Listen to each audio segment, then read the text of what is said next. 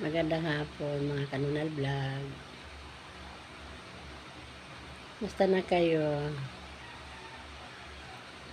Pasensya na ha. Siya nga pala. Didiretsahin ko na pala. Baka makalimutan ko. Yung ganina. Nagpatulog ako sa apo ko. May biglang dumukot ng isang habang coffee mate. Sabay takbo. Parang bata eh.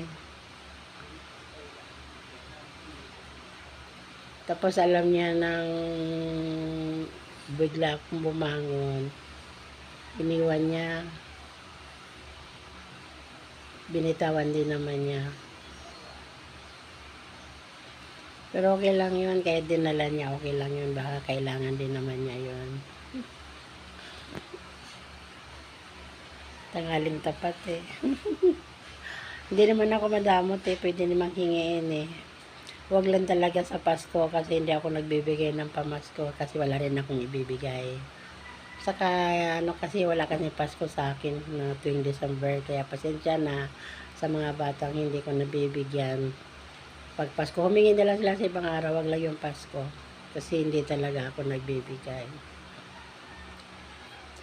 Tatawa talaga ako eh. Akala ko sasamahan ng kape stick eh.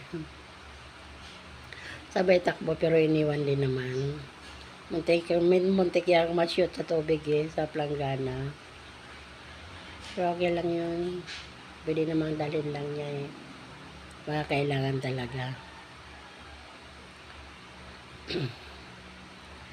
Kaya pasensya na kayo mga Kanunal Vlog. Nasabi ko lang kasi parang tatawa talaga ako. Natulog na rin yung apo ko eh.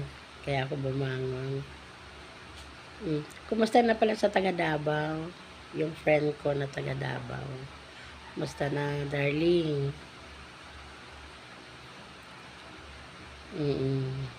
Babae yun ha, darling. Ingat kayo lagi ha.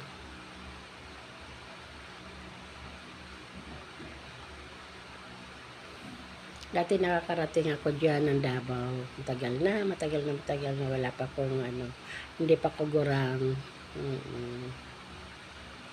Kaya ano, kakalimutan ko na din lugar na, marami na pinagbago. Sige, mga Kanunal, sana mapansin nyo. Ang mga anak ko, musta na, lalo na nasa Bicol. Julie, ingat kayo lagi anak. Love you all, mga apo ko. Basta nasa apat kong anak, ha? Ingat kayo. Love ko kayo. Bye, mga Kanunal Vlog. Totoo yung kwento ko. May kumuha talaga. Bye-bye.